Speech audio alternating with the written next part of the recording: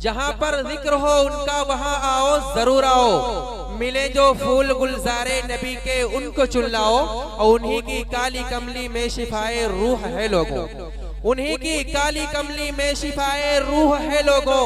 हकीकी जिंदगी चाहो तो कमली से लिपट जाओ। आइए अब प्रोग्राम को आगे बढ़ाते हैं, इंतजार की घड़ियां खत्म हो गई। अब फिर जो है किताबत की तरफ किताबत के मैदान की तरफ बढ़ते हैं। और अब जिसका हम बड़ी देर से इंतजार कर रहे थे, अल्हम्दुलिल्लाह वो शख्सियत हमारे दरमियान जलवा फगन है। आइए अब मैं जहमत देना चाहता हूँ एक ऐसी शख्सियत को जिनकी शख्सियत गोनागो औसाफ व महासिन की मुरक्का है, जो बैक वक्त बेहतरीन आलिम भी हैं, फिक्रमंद मुबल्लिग भी, काबिले कदर नासे भी हैं, दिलों को रुला देने वाले वाइज भी, पुरजोर खतीब भी हैं, आला दर्जे के अदीब भी। इतना ही नहीं बल्कि खिताबत के मैदान से लेकर नसीहत के बागबान तक, तदरीसी गुलिस्तान से लेकर तबलीग के चमनिस्तान तक, हुस्ने बयानी की वादियों से लेकर खुश इल्हानी की फजाओं तक, और अपनों की बस्तियों से लेकर गैरों की दुनिया तक जिनकी मकबूलियत का शोहरा है। मेरी मुराद, मेरा इशारा कलाम मुबल्लिगे इस्लाम, मुफस्सिरे कुरान हजरत मौलाना अब्दुल्लाह सालिम साहब चतुर्वेदी, डायरेक्टर खुदा एजुकेशनल एकेडमी व सदर मजलिस इत्तेहादुल मुस्लिमीन, जो के हाट अररिया बिहार। मैं हजरत वाला से अर्ज करूंगा, बाहुनर हो पूरा सर हो कौम के रहबर हो तुम, बाहुनर हो पूरा सर हो कौम के रहबर हो तुम, कहकशा हो फूल हो इत्र हो अंबर हो तुम। आओ महफिल में खिताबत का चरागे झूलिए, बाइसे फखरे चमन हो शमे रोशन तर हो तुम।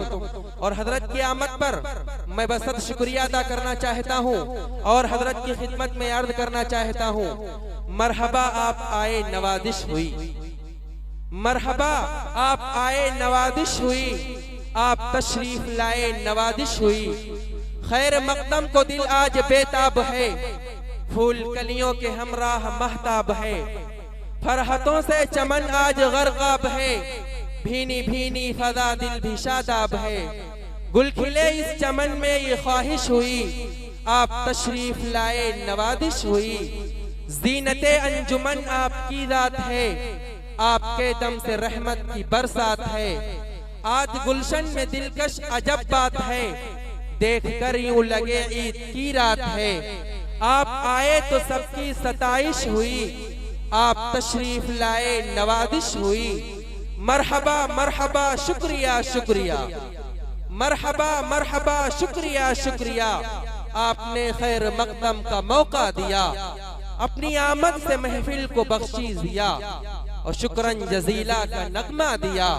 कल्बे इब्ने ज़की पे निगारिश हुई, आप तशरीफ लाए नवाजिश हुई। मेरे दोस्तों, आप हजरात बिल्कुल सुकून और इत्मीनान का माहौल बनाए रखें। तकरीबन 1 महीने से हमारी रारी की कमेटी नौजवानों ने अपना खून पसीना बहाया इस प्रोग्राम के लिए, और वाकई यकीनन प्रोग्राम कामयाब हुआ है। हजरत भी तशरीफ फरमा है, और हमारे गांव के 2-3 बच्चे थे जिनका हिफ्ज़ मुकम्मल हुआ था, वो इंतजार कर रहे थे कि हजरत तशरीफ लाएंगे। उनके मुबारक हाथों से हम अपने सर पर दस्तार रखाएंगे। उन बच्चों से मेरी गुजारिश है कि वो फौरन तशरीफ ले आए, सिर्फ 2-3 मिनट का अमल है। और हजरत से गुजारिश है कि हजरत तशरीफ लाएं और सिर्फ उनके सर पर अपने हाथों से मुबारक दस्तार रखें, और फिर हजरत का बयान होगा और आप होंगे और ये रात होगी।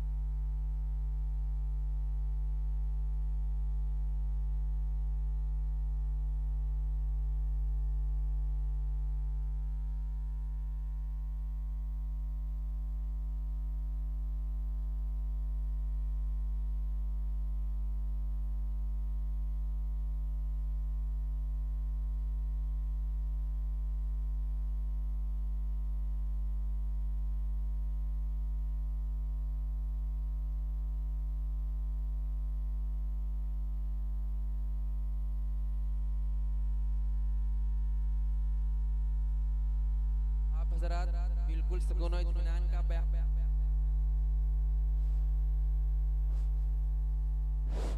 आप हजरात बिल्कुल सुकून और इत्मीनान का बयान जो है इत्मीनान सुकून बनाए रखें और इंशाअल्लाह अब हजरत का बयान होगा और आप होंगे। और अस्सलामु अलैकुम व रहमतुल्लाहि व बरकातुहू। वालेकुम अस्सलाम व रहमतुल्लाहि व बरकातुहू। इन्नल हम्दलिल्लाहि नहमदुहु व नस्तईनुहु व नस्तगफिरुहु व नु'मिनु बिही व नतवक्कलु अलैहि व नऊज़ु बिल्लाहि मिन शुरूरि अनफुसिना व मिन सय्यिआति अअमालिना मन यहदिहिल्लाहु फला मुज़िल्ल लहु व मन युज़लिलहु फला हादिय लहु व नशहदु अल्ला इलाहा इल्लल्लाहु वहदहु ला शरीक लहु व नशहदु अन्न सय्यदना व मौलाना मुहम्मदन अब्दुहु व रसूलुहु। अम्मा बअदु फ़अऊज़ु बिल्लाहि मिनश शैतानिर रजीम। बिस्मिल्लाहिर रहमानिर रहीम।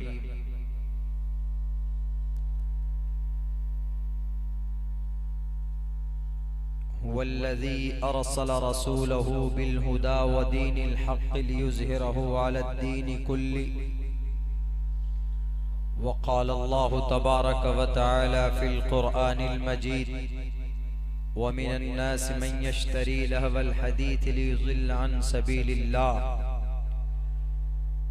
वक़ाल अन्नबिय्यु सल्लल्लाहु अलैहि वसल्लम मन अहया सुन्नती इंद फ़सादि उम्मती फलहु अज्रु मिअति शहीद।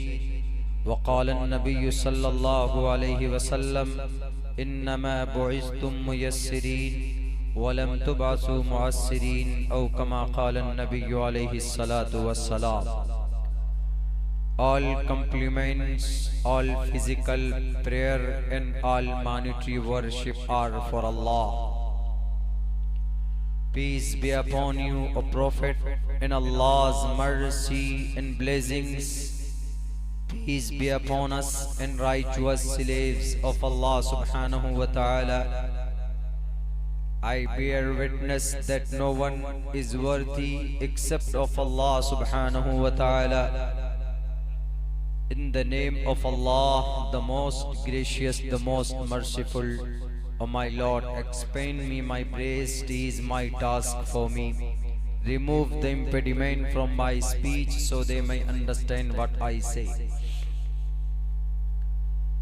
बहुनाम जन्म नामन्ते ज्ञानवान माम परपद्दिक्यते वासुदेवः सर्वमिति समहात्मा सुदुर्लभः।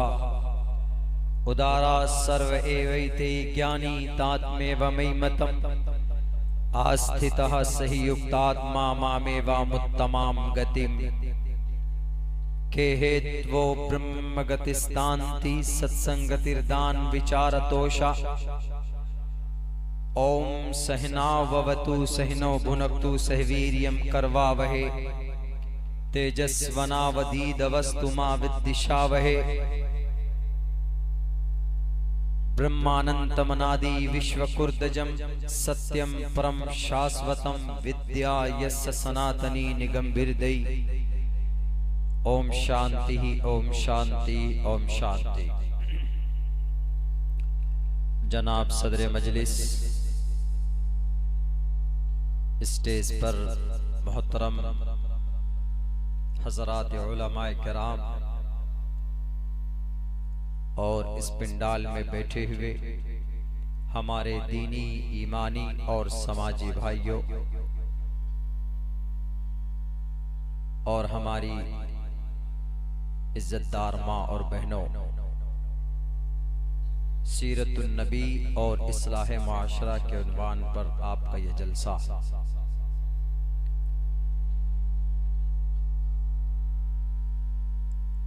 आधी रात तकरीबन गुजर चुकी है।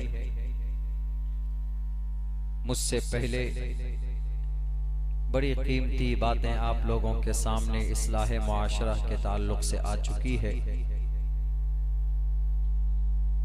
इन द एंड मैं भी कोशिश करता हूँ जो कुछ मैंने पढ़ा है हजरात अकाबिर उलमाए किराम के सामने उनसे सीखा है, वो सबक आप लोगों के सामने पेश करना चाहता हूँ।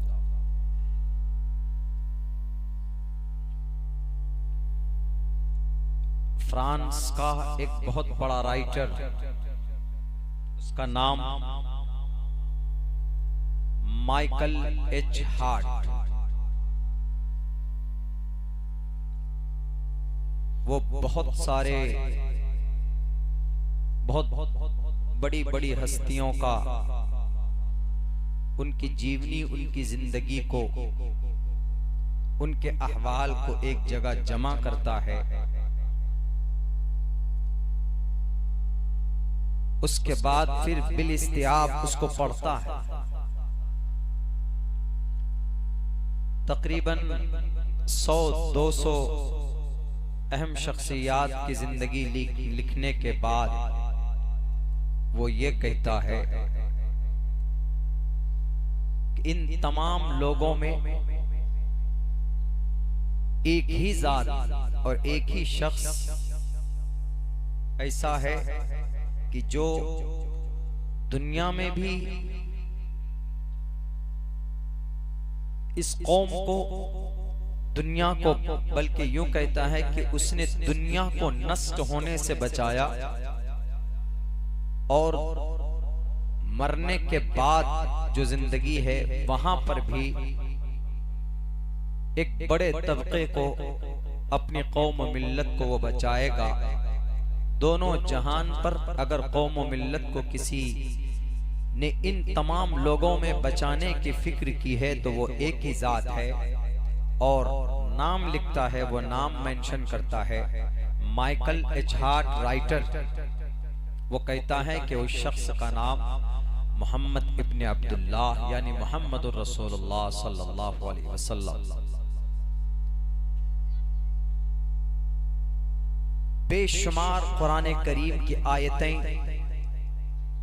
और अहादीस इस बात पर शाहिद हैं, गवाह हैं कि आप मोहम्मद रसूलुल्लाह की पैरवी करोगे तो मुआशरे की यकीनन इस्लाह हो जाएगी।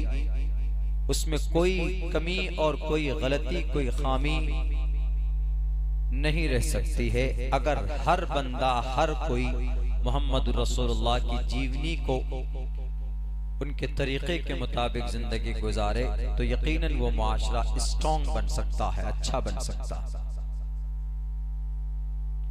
मगर आज के मॉडर्न जमाने के कुछ लोग अकली एतबार से लॉजिक डालकर एतराज करते हैं मासूम लोगों को, हम और आप जैसे लोगों को वो मुकम्मल तौर पर भटकाने की पूरी कोशिश करते हैं। और वो एतराज दर एतराज पे एतराज किए जाएंगे। You are not able to solve, आप उसको हल भी नहीं कर पाएंगे, उनके सवाल का जवाब भी नहीं दे पाएंगे। वो आपको इस अंदाज में आपके सामने वो सवाल पेश करते हैं। पहले तो मोहम्मद रसूलुल्लाह के साफ विरोध कि नहीं, हम नहीं मानते, we don't agree, we don't follow the life of profit. हम मोहम्मद की जिंदगी को नहीं मान सकते, हम उनको आखिरी नबी नहीं मान सकते, हम कुरान को खुदा का कलाम नहीं मान सकते, हम कुरान को आखिरी संविधान नहीं मान सकते।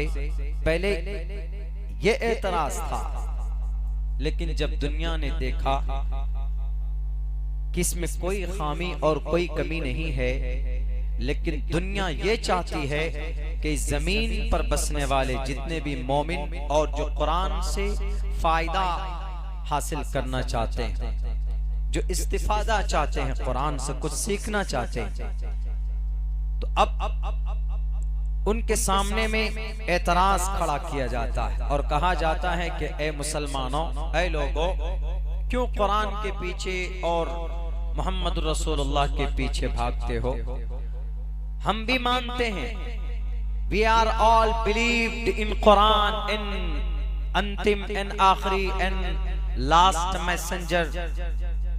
हम भी मानते हैं इस बात को। देखो हमारे डॉलर पर लिखा हुआ है, we trust in one God. American dollar पर देखेंगे यही सेंटेंस, ये जुमला लिखा हुआ, we believe we trust in one lord, मतलब ला इलाहा इल्लल्लाह। कहते हैं देखो हमारे डॉलर पर लिखा हुआ है, हम भी मानते हैं, आपके नबी को मानते हैं, आपके कुरान को भी मानते हैं, लेकिन अब जमाना किसका है? अब आधुनिक जमाना आ चुका है, मॉडर्न जमाना आ चुका है। आप ही बताओ जरा मोहम्मद रसूलुल्लाह का जमाना कब था? ये एतराज देखिए, एतराज का मेथड और तरीका देखिए, क्योंकि वह जानते हैं अगर हम खुले लफ्जों में विरोध करेंगे, खुले लफ्जों में अगर हम गलत बोलेंगे, तौहीन आमेज कलिमात कहेंगे, तो हम जलील और रुस्वा नहीं, अल्लाह के तरफ से अजाब के शिकार होंगे। वो जानते हैं इस बात को, अब वो समझ गए। जिन जिन लोगों ने मोहम्मद रसूलुल्लाह को या कुरान को अगर गलत कहने की कोई जुर्अत या कोशिश की है, तो उनकी जिंदगी की किसी न किसी मोड़ में रब्बे जुल जलाल ने उनको अपनी गिरफ्त में लिया। या मोहम्मद रसूलुल्लाह के शान में किसी ने गलत बात कहे, गुस्ताखाना कलिमात या तौहीन आमेज कलिमात कहे, अगर टीवी की रूम में बैठकर अगर किसी ने गलत बात कहने की कोशिश की है, तो उनको टीवी के स्टूडियो से बाहर कर दिया गया है, टीवी की दुनिया से उनको खत्म कर दिया गया है, मफकूद हो गए वो सारी शक्लें जो नबी पाक अलैहिस्सलातु वस्सलाम के शान में गलत बोलते थे। मेरे भाइयों, तो वो ये कहते हैं कि हम नहीं बुरा कहते अब, लेकिन मौलाना अब मोहम्मदुर रसूलुल्लाह की जिंदगी, अब मॉडर्न जमाना है, आप क्या मोहम्मदुर रसूलुल्लाह की जिंदगी की अब बात करते? अब तो जमाना मॉडर्न है, जमान टेक्नोलॉजी का है। अब मोहम्मदुर रसूलुल्लाह का जमाना कब का है? 1450 साल पहले का है। उस वक्त का तरीका आज के जमाने में आप कैसे अप्लाई कर सकते हैं? कुरान 1450 साल पहले नाजिल हुआ है और आप उसी कुरान को आज अपने मदरसों में पढ़ाते हो। आपका बच्चा कुरान पढ़ता है, आपका बच्चा हाफिज बनता है, तो कैसे आप टेक्नोलॉजी में आगे बढ़ेंगे? कैसे आप कदम आगे बढ़ाएंगे? आप कैसे दुनिया में तरक्की करेंगे? हम और आप जैसे वो लोग जो कोताह फहम के होते हैं, नैरो माइंड होते हैं, शार्प माइंडेड नहीं होते, बल्कि डल होते हैं, वो फौरन कहते हैं कि सही बात कह रहे हैं, और फिर एग्जाम्पल देकर समझाते हैं। वो क्या कहते हैं कि पहले तुम कौन सी गाड़ी इस्तेमाल करते थे? बाइक, राजदूत इस्तेमाल करते थे, एक बाइक होती थी उस जमाने में। और आज कौन से इस्तेमाल कर रहे हो? राजदूत का जमाना गया, यामा का जमाना गया, सुजुकी की जो पुरानी बाइक मोटरसाइकिल थी उन सब का जमाना गया। अब जमाना किसका? इनफील्ड का है, जो 1400 सीसी 600 सीसी की है। पल्सर का जमाना है, 150 सीसी 220 सीसी की है, या फिर अपाची खपाची, इनका जमाना आ गया है। अब कौन राजदूत में कोई बैठेगा, कोई कहेगा ये बेवकूफ इंसान है, ये तो बहुत पहले की बाइक है, अभी कोई इस्तेमाल नहीं कर रहा। मोबाइल है, आज के जमाने में 4 कैमरे लगे होते हैं एक मोबाइल में। सेल्फी, सबसे बेहतरीन सेल्फी कौन से मोबाइल में आता है, उसी को हमारे नौजवान खरीदते हैं। वीवो के ओप्पो, पैसा जो भी लग जाए हमें कोई परवाह नहीं, बस हम सेल्फी बढ़िया आना चाहिए। या जिसमें वीडियोस देखने के लिए बैटरी बैकअप जिसके अच्छी, उसको खरीदते हैं। लेकिन अगर आज कोई कहेगा कि नहीं वो नोकिया का वो 2611 वो कौन सा होता था क्लासिक वाला, वो इस्तेमाल करो, बात ही करनी। अरे नहीं, वो तो गया, पुराना जमाना है, क्या तुम दकियानूसी ख्याल लेकर बैठे हुए हो? हम और आप खुद ही फतवे लगा देंगे उस पर कि पुराने माइंड तरक्की करो, ऐसे बोलते हैं। वो लोग भी यही सवाल ठोक रहे हैं आप पर, तरक्की करो, मोहम्मद रसूलुल्लाह के दामन को क्यों थामे हो? इस मॉडर्न जमाने में मोहम्मद 1450 साल पहले उनके मेथड को अगर आप मानेंगे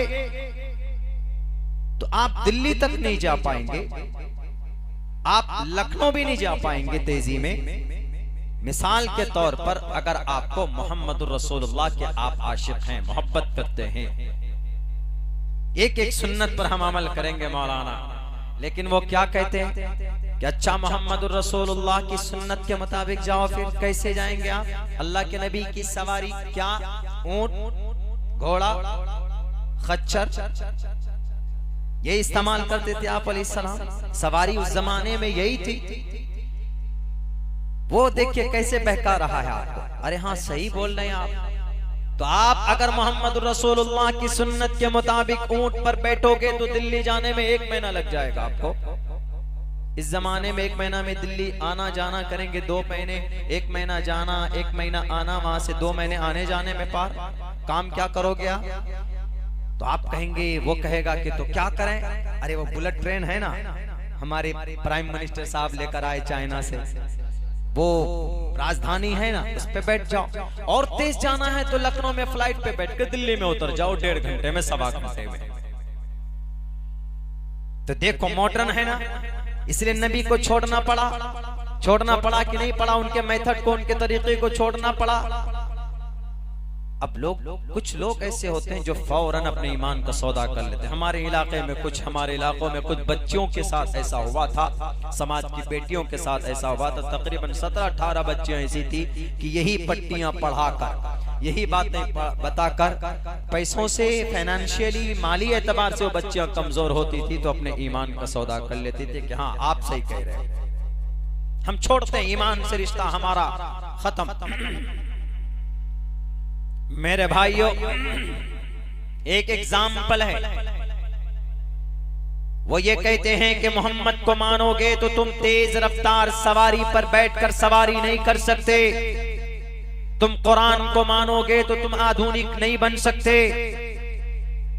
इसीलिए सीरतुन नबी का जलसा करने से, तकरीर करवाने से कोई फायदा नहीं। उनका एतराज, कोई फायदा नहीं। आगे बढ़ो, मॉडर्न जमाने के नई नई इजादात को पकड़ो, तरक्की करो दुनिया में। मिश्रा सच्चर कमेटी की रिपोर्ट के मुताबिक भारत के अंदर मुसलमान सबसे ज्यादा कमजोर इसलिए हैं कि मुसलमान मॉडर्न एजुकेशन से दूर हैं। भारत के मुसलमान, दुनिया की बात नहीं कर रहा हूं मैं, सिर्फ भारत के मुसलमान इसलिए सबसे ज्यादा पिछड़ी हुई कौम मानी जाती है क्योंकि इनमें मॉडर्न एजुकेशन नहीं है। दुनियावी एतबार से इसलिए ये कौम कमजोर है। और वो ये कहते हैं कि देखो, अगर आप मॉडर्न को अपनाओगे, कुरान और हदीस को छोड़ोगे, शरीयत को छोड़ दोगे, ठीक है इबादत करो, लेकिन उसमें रेडिकलाइजेशन मत बनो, तशद्दुद परस्त मत बनो। कि मदरसे में देखो कुरान पढ़ाया जा रहा है, मस्जिद में देखो नबी की सहाबियात की सीरतें बताई जा रही, जहां पर भी देखो मुस्लिम तालीमी मराकिज हैं, मस्जिद है, मदरसा है, खानकाह है, मकातिब है, वहां पर कुरान पढ़ाया जाता। 1450 साल पहले की किताब, अरे जब तुम 10 साल पहले का मोबाइल पुराना यूज करना, इस्तेमाल करना पसंद नहीं करते तो तुम 1450 साल पहले बताए हुए तरीके पर चलकर कैसे कामयाब हो सकते हो? ये बात उनकी तरफ से, तो आप उनको जवाब देना कि क्या हम तेज रफ्तार सवारी को देखकर नबी का दामन छोड़ दें? तो तेज रफ्तार सवारी पर बैठने को हमारे नबी ने मना नहीं किया। अगर तुमको तेज रफ्तार सवारी देखनी है तो तुम देख सकते हो। हमारे मोहम्मद रसूलुल्लाह ने भी तो तेज रफ्तार सवारी पर बैठकर सवारी की है। अगर तुमको ऐसा लगता है कि मोहम्मद सिर्फ 1450 साल पहले के लिए आए थे, उनकी जिंदगी का जो मेथड और तरीका है वो सिर्फ 1400 साढ़े 1400 साल पहले आने वाली कौम के लिए था, तो याद रखो दुनिया वालों, कयामत की सुबह तक हमारे नबी का मुकाबला नहीं कर सकते तुम। अगर तुम आज रॉकेट बनाकर चांद पर गए हो, अगर आज तुम हवाई जहाज पर बैठकर तुम 1000 किलोमीटर 1 घंटे में सफर तय करते हो, तो तुम इतराने की कोशिश मत करो। तुम रॉकेट पर बैठकर 1 घंटे में, तुम 1 घंटे में, आधे घंटे में 1000 किलोमीटर का सफर तय कर सकते हो, दूरी को तय कर सकते हो, और कहते हो कि देखो we are in modern status, we are success, we have reached at the moon, हम चांद पर पहुंच गए, इसीलिए हम सक्सेस, हम कामयाब। तुम्हारे नबी पुराने थे, उनका तरीका पुराना था, इसलिए तुम नबी को मानोगे तो तुम दुनिया में तरक्की नहीं कर सकते। हम उनको कहेंगे आप जवाब दीजिएगा, अगर तुमको तेज रफ्तार सवारी देखना है तो कयामत तक कोई माए का लाल हमारे नबी के तरह तेज रफ्तार सवारी नहीं बना सकता। यकीन नहीं होता है तो उठाओ, कुरान करीम के 15वें पारे में कहा गया सुब्हानल्लज़ी असरा बिअब्दिही लैलन मिनल मस्जिदिल हराम इलल मस्जिदिल अक़सा अल्लज़ी बारकना हौलहु लिनुरियहु मिन आयातिना। अल्लाह के नबी अलैहिस्सलाम उम्मे हानी के घर से मक्कतुल मुकर्रमा से बुर्राक पर बैठकर बैतुल मक़दिस पहुंचते, वहां पर नमाज पढ़ाने के बाद फारिग होते तो आप कहां पर जाते? चांद यहाँ पर है, यहाँ पर अभी पूरी दुनिया की सारे साइंटिस्ट लोग सिर्फ चांद पर पहुंचे, चांद से आगे नहीं पहुंचे। हमारे नबी कहाँ गए? बैतुल मक़दिस से सफर शुरू होता है, फौरन चांद से भी पार करके पहले आसमान पर, दूसरे आसमान पर, तीसरे आसमान पर, चौथे, पांचवे, छठे आसमान पर, सातवें आसमान पर जहां बैत मामूर है वहां पर भी जाते। उनसे आगे सिदरतुल मुंतहा, सिदरतुल मुंतहा जिब्राइल अमीन भी नहीं जा पाते, वहां से आगे हमारे नबी पहुंचते। रब के पास पहुंचकर अल्लाह तबारक व तआला के सामने बैठकर नमाज जैसी अनमोल तोहफा हमें अल्लाह के नबी अलैहिस्सलाम को दिया जाता है, उनके सदक़े से हमें मिलता है। दुनिया वालों, तुम चांद पर पहुंचे हो, हमारे नबी चांद से आगे सातवें आसमान तक जा चुके और जन्नतो जहन्नम का सैर और घूम करके आए। है कोई माए का लाल जो इतनी तेज रफ्तार सवारी बताए कि बुर्राक की रफ्तार 1 घंटे में 1000 किलोमीटर? कौन सी फ्लाइट ऐसी है कि जिसकी रफ्तार 1 घंटे में 2000 किलोमीटर हो? किसी की नहीं। भारत के अंदर जो फ्लाइट डोमेस्टिक चलती, इंडिगो की रफ्तार 1 घंटे में 1000 किलोमीटर, एयर इंडिया की रफ्तार 1 घंटे में 1000 किलोमीटर, विस्तारा हो, स्पाइस जेट हो, गो एयर हो, गो फर्स्ट हो, कोई सी भी भारत की फ्लाइट हो, 1 घंटे में ज्यादा से ज्यादा 1100-1200 किलोमीटर दूर जा सकते हो। हमारे नबी की तेज रफ्तार सवारी की स्पीड देखो, उनका पहला कदम वहां पड़ता था जहां तक तुम देख सकते हो। कयामत की सुबह तक इतनी तेज रफ्तार सवारी कोई माए का लाल नहीं बना सकता। जिस पर हमारे नबी बैठकर सफर करके आए, अब उनको बताइए, आप कहिए कि अच्छा अभी तो बड़े पुराने पुराने बोल रहे थे कि अल्लाह के नबी का जमाना पुराना है, उसमें नया कुछ है ही नहीं। बुर्राक की यही रफ्तार थी। और जो लोग बोलते हैं उनकी किताब में उसका तज़किरा भी, अश्वमा शुगमारूहा, अश्वमा शुगमारूहा, अश्व शुगमारूहा तेज रफ्तार घोड़े पर बैठकर। यहाँ तेज रफ्तार घोड़े से मुराद वही बुर्राक है। जहां तक whenever you can look at anything, जहां तक आपकी निगाह, आपकी आंख देख सकती है, वहां बुर्राक का कदम पड़ता था। एक कदम, सिंगल कदम, सिंगल स्टेप ऑफ बुर्राक। कितनी तेज रफ्तार! चंद सेकंडों में पूरी दुनिया, पूरे 7वां आसमानों, बल्कि पूरे ब्रह्मांड का ब्रह्मांड, पूरे ब्रह्मांड, हमारे गैलेक्सी को ब्रह्मांड बोला जाता है। ये दुनिया सिर्फ पृथ्वी नहीं है, ये पृथ्वी दुनिया है। 6 करोड़ 30 लाख मुरब्बा मील के इलाके में ये जमीन को अल्लाह ने बनाया है। ये पृथ्वी लोक हम लोग बोलते हैं इसको यहाँ पर। लेकिन इस तरह के और भी लोक हैं, जैसे ये चांद है, चंद्रमा, सूर्य है, जुपिटर है, वीनस है। हमारे गैलेक्सी सिस्टम में तकरीबन 8 प्लेनेट हैं, 8 ग्रह हैं, 8। उनको एक ब्रह्मांड कहा जाता है। पूरे ब्रह्मांड में, पूरे ब्रह्मांड को नहीं, उससे भी आगे अगर कोई दुनिया है तो अल्लाह तबारक व तआला ने मोहम्मद रसूलुल्लाह को दिखाया और घुमाया।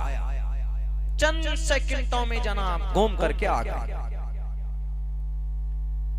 अरे यहाँ हवाला देने लगे कि अरे मोहम्मद रसूलुल्लाह तो पुराने जमाने के हैं, नई कोई चीज है ही नहीं। हर चीज में नई है, नयापन है। आज तो शराब पर पूरी पाबंदी है, कहां? 2-3 स्टेट में, गुजरात में भी, बल्कि हमारे बिहार के जो सीएम है, चीफ मिनिस्टर साहब हैं, एक आदमी शराब पीकर मर गया। उसका केस पहुंच गया सदन में, पटना सदन में, वहां हाउस में पहुंचा तो मुतालबा रखा गया कि भाई ये आदमी जहरीली शराब पीकर मरा है, इसको कुछ मुआवजा मिलना चाहिए। तो पता सीएम ने क्या कहा खड़े होकर? वहां के बिहार के सीएम ने कहा, हम तो कोशिश में हैं कि शराब बिल्कुल बंद हो, शराब से तबाही हो रही है और वो शराब पीकर मर रहा है, तो मैं उसको मुआवजा दूं। कभी नहीं हो सकता। क्यों? शराब गंदी चीज, अल्फाज देखिए, शराब खराब चीज है, गंदी चीज है, इसीलिए हम शराब पर बैन लगा चुके हैं। अगर कहीं पर किसी को शराब से दूर रखने के लिए नौजवानों को अगर कुछ वहां कोई सिविल सोसाइटी, अगर कुछ लोगों को कोई तंजीम बनाए, कोई जमात बनाए या पुलिस प्रशासन के लोगों की मदद लें, तो उनको करना चाहिए। क्यों? हम शराब को रोकना चाहते हैं। पूछो जाकर के बिहार के चीफ मिनिस्टर साहब से कि जी आप ये काम क्यों कर रहे हैं? ये काम तो नबी का था, मोहम्मद रसूलुल्लाह का था। 1450 साल पहले उन्होंने इस काम को रोका और कहा कि लोगों शराब मत पियो, वला तशरिबिल खमर फइन्नहा मिफ्ताहु कुल्लि शर, शराब बुरी चीज है। कहां है ये पुरानी चीज? आप पुरानी बात मानते हो कि नहीं? ये पुराना हो गया, ये सारा मेथड, ये चीज पुरानी हो गई, पुरानी नहीं है। To the day of judgment when you need the Quran and the method of the last prophet Muhammad sallallahu alaihi wasallam will solve your all situation and problems in the world. दुनिया के अंदर आपके समस्या का समाधान हमारे नबी की जिंदगी में है। इसीलिए सीरतुन नबी का जलसा किया जाता है ताकि लोगों के सामने हमारे जो मोहम्मद रसूलुल्लाह को मानने वाले, शरीयत को मानने वाले हैं, उनको ज्यादा से ज्यादा पता चल सके कि आप अलैहिस्सलातु वस्सलाम की जीवनी हमारे लिए कितनी इंपॉर्टेंट है। हमारे लिए नहीं जनाब, सिर्फ हमारे लिए तो हदीस पढ़कर हमारे उलमा सुनाते हैं, कुरान पढ़कर सुनाते हैं कि अल्लाह के नबी की जीवनी में ये आपने किया, हमें ये करना चाहिए। यहाँ तक कि कौन सी किताब ऐसी नहीं है जिसमें मोहम्मद रसूलुल्लाह का चर्चा नहीं है। पढ़िए गौतम बुद्ध सिद्धार्थ ने मैतरा का लफ्ज लिया, मैतरा का अश्बा, मैतरा हिंदू भाइयों की किताबों में सैकड़ों जगह जना मशहूर है। कई वर्ड तो नराशंस मशहूर है, मोहन मदन मशहूर है, अहमद दी मशहूर है। किनका नाम है ये? गुरु, ये मोहम्मद रसूलुल्लाह का नाम। अहमदी पृष्ठती में गामर्तस जगरम बहम सूर्य इवाजानी। अहमदी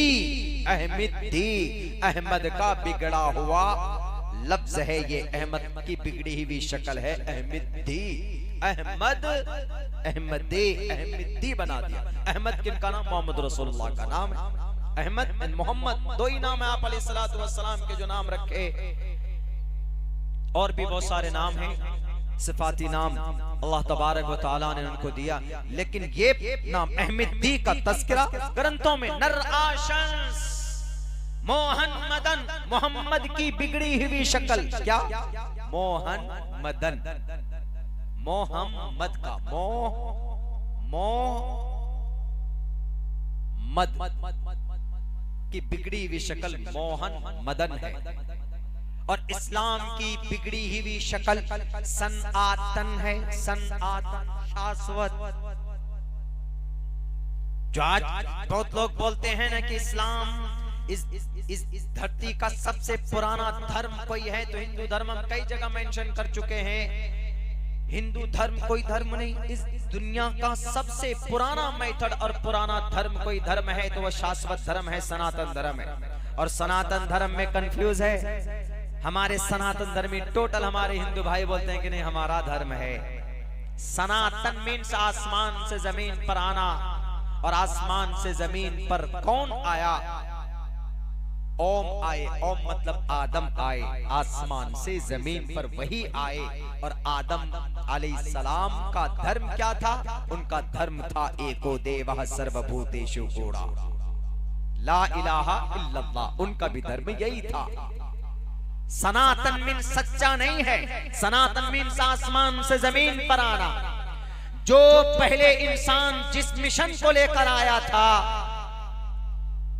उसी मिशन को आखिरी नबी मोहम्मद रसूलुल्लाह सल्लल्लाहु अलैहि वसल्लम ने इस जमीन पर मोहर लगा दी कि अब यही कलिमा रहेगा, यही मेथड और यही तरीका जो मैं बताकर जा रहा हूं, इसमें कोई तब्दीली नहीं होगी। और इसको रब ने मुकम्मल कर दिया। अल-यौम अकमलतु लकुम दीनकुम व अतममतु अलैकुम निअमती व रज़ीतु लकुमुल इस्लाम दीना। किसी भी एतबार से ये दीन नाक़िस नहीं है जो नबी लेकर आए। ये पैगाम पढ़िए, ये जुर्वेद का एक मंत्र है, यज्ञम परचुचाम यवम सतदतूतो निवोस्ति कवरितम। यज्ञम, यज्ञमु पहले अम्र है, यज्ञम जैसे अम्र हम लोग अरबी में पढ़ते इजरिब तुमार बोलते हैं, इजरिब मार पहले अम्र है, तो वहां पर भी है यज्ञम, यज्ञमो खादतु खाओ, पढ़तु पढ़ो, उपविशतु बैठो, चलतु चलो, यज्ञमो इबादत करो। यज्ञ, इसी से यज्ञ अगर कोई बंदा अल्लाह की इबादत करता है तो उसको क्या बोलते हैं हम लोग? इबादत गुजार बंदा, अल्लाह का नेक बंदा है। तो संस्कृत में उसी को बोलते हैं। इबादत करने के लिए जो वर्ड इस्तेमाल किया जाता है संस्कृत में, वो यज्ञ इस्तेमाल होता है। यज्ञ, यज्ञ योग करो बोलते हैं ना, इसी से है योगी। ये योगी नहीं समझिएगा, योगी मीन्स ईश्वर का भक्त, ईश्वर की बात मानने वाला, उसको योगी बोलते हैं, जो ईश्वर का भक्त होता है तो उसको बोलते हैं। यज्ञम परचुचाम यमम सतदतूतो कवरितम पूर्वियम गतम। पूरी दुनिया में आखिरी तरीका इबादत जो बताया, कवरितम पूर्वियम गतम कस्तद्दि विभारती, उसी को मानना, उसके अलावा कोई तरीका नहीं, कोई चारा नहीं। मेरा दावा है दुनिया के बड़े बड़े विद्वानों से एक मिसाल पेश करो लाकर, एक मिसाल। मैं क्रिश्चियन को भी दावा कर सकता हूं, ऐ क्रिश्चियन तुम्हारे पास इंसान के बचपन से लेकर जवानी, जवानी से लेकर बुढ़ापे तक जिंदगी गुजारने का तरीका है। क्रिश्चियन लोग हाथ खड़े करके कहेंगे कि my Bible has know the method the all life. पूरी जिंदगी गुजारने का तरीका हमारे बाइबल में नहीं है। दुनिया की सबसे छोटी और सबसे मजबूत कौम यहूदी, उनसे पूछो कि तुम्हारे पास अहदे जदीद अहदे कदीम में इंसानों की जिंदगी गुजारने की जो जो जरूरतें पेश आती है, क्या तुम्हारे पास है? मुसलमान नहीं बोल रहा हूं मैं, इंसान बोल रहा। इंसानों को जिन जिन चीजों की जरूरत पड़ती है उनको 24 घंटे में क्या तुम्हारे पास तरीका है? बताओ जरा। यहूदी हाथ खड़े कर लेंगे, वो यहूदी जो आज दुनिया के हर बड़े बड़े ऑर्गेनाइजेशन पर जो काबिज हैं। डॉक्टरेट के अंदर यहूदी का चलता है, यूनाइटेड नेशन अक़वाम मुत्तहिदा में यहूदियों का चलता है, बल्कि अमेरिका के बागडोर भी मैं समझता हूं अगर किसी के हाथ में है तो इसराइल के हाथ में है और यहूदियों के हाथ में, और जो बसते हैं अमेरिका में उनके हाथ में। उनसे भी पूछो ए यहूदियों, तुमने औरत के कॉस्मेटिक, उनके फेस वॉश पे, उनके क्रीम पे, उनके पाउडर पे तुमने बड़े $300 मिलियन खर्च किए, लेकिन बताओ कि इंसान नेचुरली तौर पर अगर इंसान बाथरूम में जाएगा तो जाने का तरीका क्या होगा? बताओ यहूदियों के विद्वानों, बताओ क्रिश्चियन को मानने वालों, इन सबको छोड़िए, बताओ इस देश के अंदर अपनी कल्चर के मुताबिक जिंदगी गुजारने के दावा करने वाले गुरुओं और विद्वानों, आपको भी हम कहते हैं, आप बताइए अगर इंसान को बाथरूम में जाने की जरूरत पड़ जाए कैसे जाएंगे आप? आप कहेंगे कि we don't have any idea, हमारे पास कोई आइडिया नहीं है। पूछो जैनिज्म से, महावीर जैन स्वामी बताओ खाने से पहले कौन सा तरीका हमें इख्तियार करने चाहिए? कैसे मेथड को अपनाना चाहिए। बताओ गौतम बुद्ध सिद्धार्थ से बुद्धिस्ट का सबसे बड़ा गुरु बुद्धिस्ट सिद्धार्थ, तुम बताओ कि खाने से पहले या बाथरूम में, टॉयलेट में, बैतुल खला में जाएंगे तो जाने का तरीका क्या होगा, कौन सा कदम पहले रख सकते हैं, पैर में स्टेप कौन सा होगा, बैठेंगे इस्तिंजा करने के लिए तो दोनों पैर में से कौन से पैर में ज्यादा बैलेंस डाल सकते हैं, जोर डाल सकते हैं। दुनिया की किसी भी लीडर से पूछो, दुनिया के किसी भी विद्वान से पूछो, सब कहेगा कि we are helpless, we don't have any idea, हमारे पास कोई आइडिया नहीं है। आओ नबी के पास, आओ मोहम्मद के पास। दकियानूसी ख्याल रखने वाले कि 1450 साल पहले आए थे 1450 साल पहले, लेकिन उनके तरीके पर चलकर इंसान आज उनके तरीके पर चलेगा तो मरने के बाद जन्नत जाएगा। 1000 साल बाद उनके तरीके पर चलेगा तो मरने के बाद जन्नत जाएगा।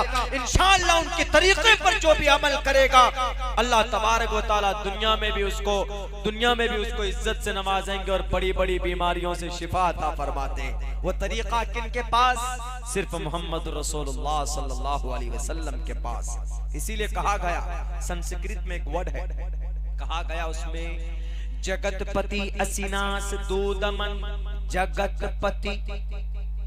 एक है परमहंस राज जी जगतपति अपने आप को बोलते हैं। जगतपति का मतलब, जगत मीन्स दुनिया, जगत मीन्स दुनिया, वर्ल्ड। पति मीन्स हिफाजत करने वाला। बीवी के शौहर को पति क्यों बोलते? पति अपने मियां को, अपने बादशाह को क्यों पति बोलती है शौहर, ये औरतें?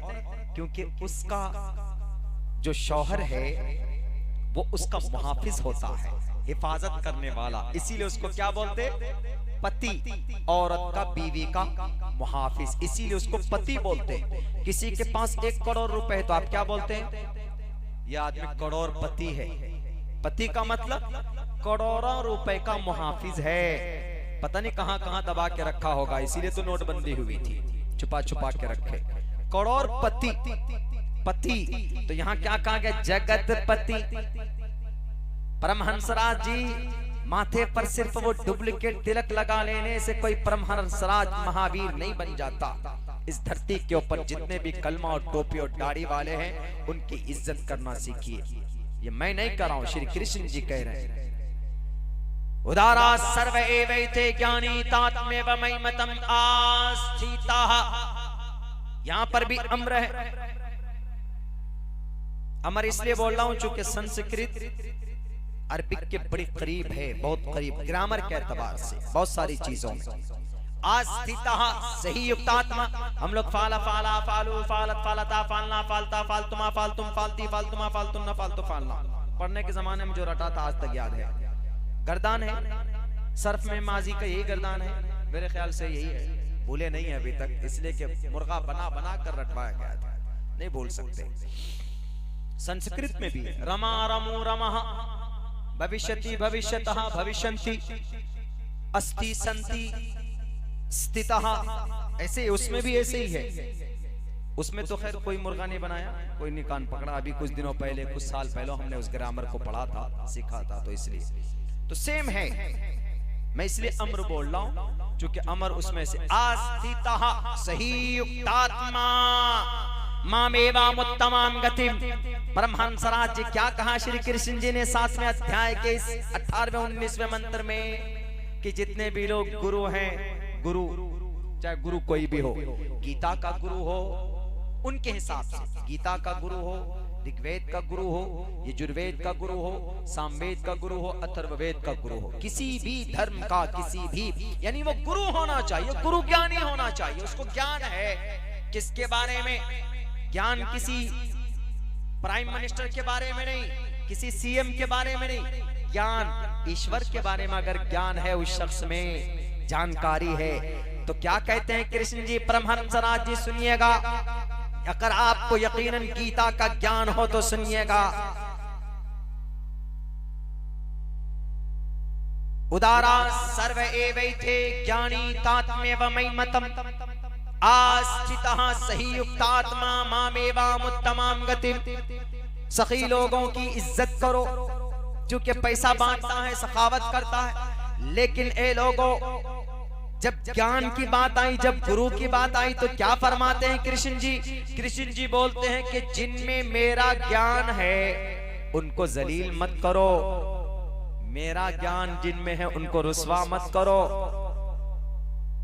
हाँ सुनो, उनका मकाम क्यों बुलंद है? आस्थितः, उनकी इज्जत करो, रुस्वा मत करो। आस्थितः सही युक्तात्मा, सही युक्तात्मा, वो आत्मा बड़ी पवित्र है। कौन सी आत्मा? कौन सा इंसान, कौन सा शख्स? जिसमें ज्ञान है, जिसमें जानकारी है। क्यों पवित्र है? क्योंकि मेरा ज्ञान उसमें है, तो गोया मैं उसमें हूं, उसमें मैं हूं। कौन कहते हैं? कृष्ण जी कहते हैं।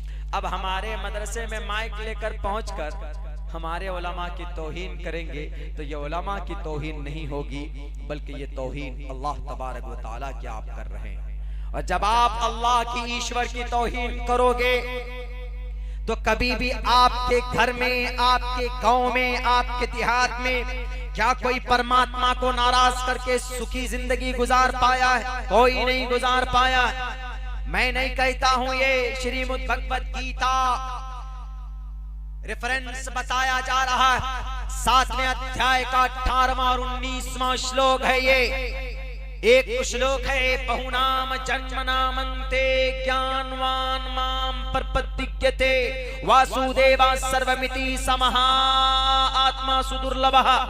एक मंत्र ये है, एक मंत्र है उदारा सर्व एवैते ज्ञानी तात्मेव मयिमतम आस्थितः सही युक्तात्मा मामेवामुत्तमां गतिम। एक श्लोक ये है। इसके अंदर क्या कहा गया? इसमें कहा गया इन्नल उलमा वरसतुल अंबिया। हदीस इसमें ये कहा गया इन्नमा यख्शल्लाह मिन इबादिल उलमा। जो उलमा है वो समझते हैं गोया के उलमा की इल्म की फजीलत बयान की जा रही, उलमा की फजीलत बयान की जा रही। और जिनमें जानकारी, यरफउल्लाहु अल्लज़ीना आमनू मिनकुम यरफउल्लाहु अल्लज़ीना आमनू वल्लज़ीना ऊतुल इल्म दरजात। जो ईमान वाले उनके दरजात तो बुलंद हैं ही, लेकिन जिनमें ज्ञान है, जिनको अल्लाह ने नॉलेज दी है, जानकारी दी है, उनके दरजात और भी बुलंद है, अल्लाह कहता है। और आप जो ज्ञानी लोग होते हैं उनको आप परेशान करते हैं। मौलाना साहब है, खूब परेशान करो। मौलाना साहब है, इंग्लिश नहीं जानेगा तो खूब इनके सामने इंग्लिश बोलो, व्हाट इज योर बर्थ। मौलाना साहब है तो खूब पूछो कि मौलाना आप तो कुरान पढ़ाते हैं, आपके मदरसे में मैथ क्यों नहीं है, आपके मदरसे में साइंस क्यों नहीं है? अच्छा ये बताइए कि भारत का प्रियम्बल क्या है? अच्छा ये बताइए आर्टिकल नंबर 14 क्या है? अच्छा ये बताइए भारत का संविधान का आर्टिकल नंबर 15 क्या है? अब मदरसे में, मकतब में ये चीजें तो नहीं पढ़ाई जाती। ये चीजें मदरसे और मकतब में सिर्फ अल्लाह का ज्ञान देने के लिए शुरुआती दौर में बच्चों को कुरान पढ़ना सिखाया जाता है। और आजकल तो जनाब एक समझिए कि एक तरह से लाइन लगा कर बाज़ाब्ता फिल्म इंडस्ट्रीज में कुछ करेंगे, डायरेक्ट मोहम्मद रसूलुल्लाह से लिंक जोड़ देंगे, इस्लाम से लिंक जोड़ देंगे। दिल्ली में कोई शराबी या कबाबी लड़का कुछ गलत करेगा, डायरेक्ट उसको इस्लाम से जोड़ देंगे। इस्लाम में गाना सुनना, सुनाना, बनाना जायज है क्या? नहीं है। उलमा बैठे पूछे कि इस्लाम में गाना, म्यूजिक विद द म्यूजिक, गाना विद म्यूजिक, गाना प्लस म्यूजिक के साथ में सुनना जायज नहीं है। दो टोक लफ्जों में है, दलील में पेश करती हैं, आयतें भी हैं, अहादीस भी है। व मिनन नास मन यश्तरी लहवल हदीस लियुज़िल्ला अन सबीलिल्लाह। लेकिन अभी एक खान साहब है, कोई वो बनाया कोई गाना और जोड़ दिया इस्लाम से। ये देखिए वहां पर तो जाफरानी रंग का कपड़ा पहना दिया, हमारे हिंदू भाई को तकलीफ देने के लिए हरे रंग का कपड़ा क्यों नहीं पहनाया? ये देखिए रिपुटेशन। क्या इस्लाम का कौन सा कलर है? हरा रंग इस्लाम का परमानेंटली? गलत बात। हरा रंग नहीं है, बल्कि सफेद कलर पसंदीदा है।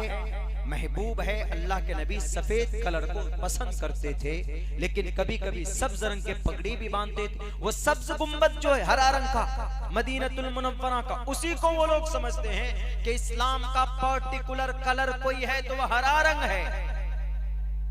जिस वक्त अल्लाह के नबी अलैहिस्सलातु वस्सलाम मदीना से मक्का आ रहे थे, मक्कतुल मुकर्रमा को फतह करने, 10,000 का लश्कर था। उस वक्त जब आपके सहाबा के हाथ में जो झंडा था, उस जमाने में हर बादशाह के फौज का एक न एक सिंबल होता था, एक न एक फ्लैग होता था, हर बादशाह का जमाने से ये चला आ रहा था। उस वक्त अल्लाह के नबी का भी फ्लैग जो था, झंडा जो था, जो इस्लाम का झंडा माना जाता, उस वक्त इस्लाम का झंडा कौन सा था? भारत के अंदर हमारे मुल्क का, हमारे इस देश का जो झंडा है वो तिरंगा है। तिरंगा में एक रेड कलर है और एक हरा रंग है, और नीचे व्हाइट, ये बीच में व्हाइट, नीचे हरा, 3 जो कलर दिया गया है, 3 बड़ी कम्युनिटी की तरफ इशारा है। हमारे इस मुल्क का झंडा कौन सा? तिरंगा। लेकिन हमारा जो हर मजहब का अलग अलग होता है, जाफरानी रंग है, गेरवा रंग है। हिंदू भाइयों को उनका मजहबी वो झंडा समझते हैं। मुसलमानों का मजहबी झंडा कौन सा है? मुसलमानों का मजहबी झंडा बहुत सारे हमारे मुसलमानों को मालूम नहीं है। बस सिर्फ ये समझते हैं वो हरा रंग का झंडा मुसलमानों का है। हरा रंग का झंडा मुसलमानों का नहीं है। अल्लाह के नबी अलैहिस्सलाम जब मदीना से मक्का चले थे तो उस वक्त जब हाथ में झंडा था, जो अलम था, आप अलैहिस्सलातु वस्सलाम के हाथ में इस्लाम की जो निशानी थी, 2 कलर से मिक्स करके उस वक्त वो झंडा बनाया गया था। पहला कलर ब्लैक था और दूसरा कलर व्हाइट था। आज वो झंडा जमीयत उलमा हिंद का जो झंडा है, वही झंडा मक्कतुल मुकर्रमा के फतह के वक्त में अल्लाह के नबी अलैहिस्सलातु वस्सलाम के सहाबा के हाथ में था। इसीलिए खुदा के वास्ते इस्लाम को बदनाम मत करो। इस्लाम को शाहरुख खान से, दीपिका पादुकोण से मत देखो। इस्लाम को आफताब से मत देखो। इस्लाम को आफताब और शरद के कान से मत देखो। इस्लाम को देखना है तो मोहम्मद रसूलुल्लाह की जिंदगी उठाकर देखो। इस्लाम को देखना है तो कुरान को देखो। इस्लाम को देखना है तो हजरत अबू बकर सिद्दीक की जिंदगी को देखो। इस्लाम को जज करना है उमर फारूक को देखो। इस्लाम को पहचानना है हजरत उस्मान को देखो, हजरत अली को देखो, अशरा मुबशरा को देखो, सहाबा किराम को देखो। आपको कहीं पर भी ये नजर नहीं आएगा कि ये उन्होंने किसी को तकलीफ पहुंचाई होगा इनका कोई मकसद होगा। क्या वो फिल्म बनाने वाला कोई दाढ़ी और टोपी वाला मुसलमान है कि नहीं जनाब? उन्होंने जाफरानी रंग का कपड़ा पहना दिया, हरा रंग का क्यों नहीं पहनाया? तो डायरेक्टर से पूछो, प्रोड्यूसर से पूछो जाकर। हमारा रोल मॉडल शाहरुख जी नहीं है, हमारा रोल मॉडल कोई है तो मोहम्मद रसूलुल्लाह सल्लल्लाहु अलैहि वसल्लम की जात अक़दस है। हम तो मना करते हैं। आए ना लाइन पे अब लोग क्या बोल रहे हैं? बाइकॉट गाने का, वो पता नहीं नाम क्या है उस गाने का, अल्लाह आलम, अल्लाह बचाए। खैर, कोई शर्म रंग ऐसे कुछ गाना है। अब क्या चल रहा है ट्विटर पे, फेसबुक पे? बाइकॉट यानी मना, गाना नहीं सुनना। अरे अभी ये कह रहे, अल्लाह के नबी ने तो 1450 साल पहले कह दिया कि गाना सुनना हराम है। अब आहिस्ते आहिस्ते आ रहे हैं लाइन पे, सब आहिस्ते आहिस्ते आएंगे। पहले हाथ धोने को गलत बोलते थे, अब कोरोना मोहतरम आए तो हाथ भी 10-10 मरतबा धोने लग गए। अब 10-10 मरतबा जनाब वो सैनिटाइज भी लगाने लग गए। अब पर्दे के ऊपर नहीं, नकाब पहनकर कैसे हमारी बच्चियां रहेंगी 6-6 घंटे तक? तो अल्लाह ने कहा अच्छा 6 घंटे तो दूर की बात बेटे, अगर तुम 12 घंटा ऑफिस में रहोगे तो वेयर योर मास्क, 12 घंटा मास्क पहनकर रहो। नहीं, मास्क नहीं तो एंट्री नहीं, लिखा होता है ना कहीं कहीं। ये इस बात की अहमियत के लिए है कि आपके पेट में दर्द हो रहा था कि भाई बेटियां मास्क लगाकर कैसे रहेंगी, नकाब में 12 घंटे मार्केट जाना है, कहीं जाना है तो कैसे रहेंगी? तो ये कोरोना ने आकर के 3 बड़ी गलतफहमी को दूर कर दिया। ये कोरोना समझिए कि उस जमाने का जिन्नात है, अल्लाह के नबी के जमाने का। वो समझाया कि अच्छा भेदभाव संविधान के खिलाफ कानून बनाया जाता है कभी कभी। कौन सा कानून? सिटीजन अमेंडमेंट एक्ट, CAA, जिस पर बहुत प्रोटेस्ट हुआ था। ये संविधान के खिलाफ था ये कानून। कौन सा संविधान का आर्टिकल नंबर कौन सा था? वो आर्टिकल नंबर था 15, prohibition of discrimination on grounds of religion, caste, sex, place of birth. इसके खिलाफ था। इसमें साफ लिखा है कि किसी को धर्म के आधार पर, जात के आधार पर, बिरादरी के आधार पर, इलाके के आधार पर किसी के साथ भेदभाव नहीं कर सकते। तो इस कानून में सिर्फ धर्म के आधार पर भेदभाव किया गया, यानी अलग अलग रहो। कौन? टोपी दाढ़ी वाले अलग रहो, बाकी सब के सब ब्रह्मा सूत्र पढ़ने वाले, हनुमान चालीसा पढ़ने वाले, गायत्री मंत्र पढ़ने वाले, ये सब के सब अलग रहेंगे। सिर्फ जो मुस्लिम है कलमा पढ़ने वाले वो अलग रहो। इस कानून में ऐसा प्रावधान लाया गया। एक्सप्लेन करने का टाइम नहीं है, लेकिन बस इसमें क्या कहा गया कि अलग अलग रहो। तो कोरोना ने देखा कि बड़ा जुल्म हो रहा है। अल्लाह के नबी तो सबको गले से लगाते थे कि नहीं लगाते? कोई यहूदी हो या कोई क्रिश्चियन हो, कोई जैन हो, कोई बौद्ध हो, कोई भी हो, जो भी आया मुसाफिर, आप उनके साथ अच्छा व्यवहार करते थे।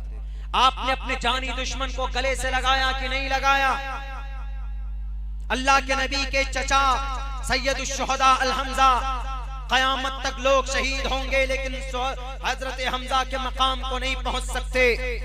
इतना बड़ा मकाम उनका, बल्कि तमाम शुहदा के सरदार, कत्ल करने वाले, शहीद करने वाला कौन? वैशी। हमारे और आपके सामने आपके चचा का कातिल आ जाएंगे तो आप क्या करेंगे? आप फौरन वो जिससे वो गन्ना छोलते ही ना, उसको उठाएंगे, जाकर उसका सर कुचलने की कोशिश करेंगे, बदला लेने की कोशिश करेंगे। आप बर्दाश्त नहीं कर पाएंगे। क्यों? कि मेरे चचा को इसने मारा था, मैं नहीं रुक सकता, मैं इसको भी दफन करूंगा। दुनिया में उमूमन ऐसा होता है, अगरचे भारत के संविधान में इसकी परमिशन नहीं है, लेकिन ऐसा होता है।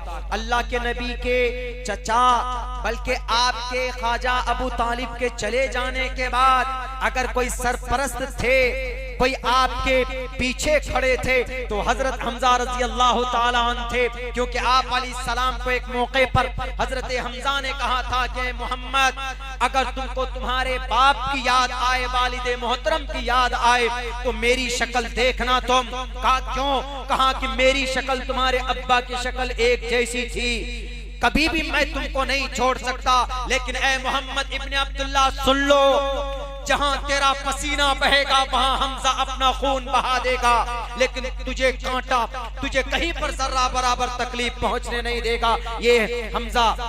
उन्होंने कहा कि ठीक है। अल्लाह के नबी को सपोर्ट था।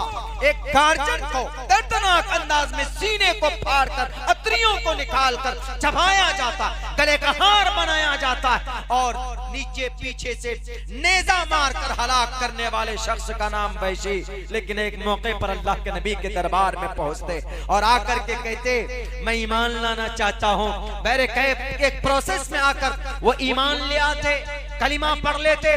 दुनिया वालों, है कोई अगर इराक में टेररिस्ट को ढूंढना हो तो अमेरिका इराक को तबाह कर देता है, अपने दुश्मन को माफ नहीं कर पाता।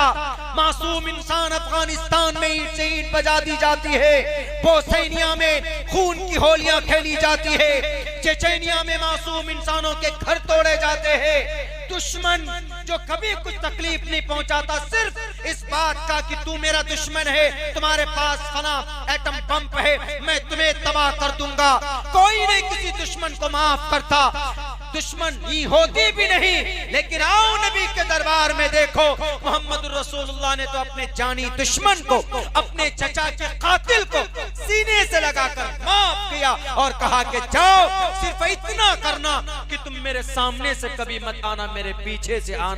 अगर कोई अपने चचा के कातिल को माफ करता है तो उसका नाम मोहम्मद रसूलुल्लाह सल्लल्लाहु अलैहि वसल्लम। कितनी तकलीफ दी गई थी मोहम्मद रसूलुल्लाह को, लेकिन सबको आपने माफ किया। जाओ इज़हबू वअंतुम मुतलका, जाओ सबके सब माफ। यूं ही नहीं कहा जगतपति असिनाश दूदमन मठेश्वर ये गुणन बिता, यूं ही नहीं कहा दुनिया का मुहाफिज, दुनिया का मुहाफिज अपने स्वार्थ के लिए नहीं, दुनिया के लोगों को बचाने के लिए। इसीलिए संस्कृत जुबान में दूसरी जगह पे यूं कहा, वो गुरु पुराण की तर्जमा करते हुए उन्होंने कहा, यहाँ ना पक्ष बातें कुछ राखो, वेद पुराण संत मत भाको, तबलक जो सुंदरम चाहे कोई, बिना मोहम्मद पार न कोई, मोहम्मद के बगैर। इसीलिए उन्होंने भी कहा, किसने, माइकल एच हार्ट ने भी कहा कि इससे बड़ा अजीम मर्तबा वाला, इससे बड़ा दिल वाला शख्स आज तक मैंने अपनी हिस्ट्री के अंदर, अपनी रिसर्च की दुनिया के अंदर मैंने नहीं देखा। क्यों? उन्होंने जानी दुश्मन को भी माफ कर दिया था। आप सबको गले लगाते थे, जानवर की भी परेशानियां सुनते थे दुनिया वालों।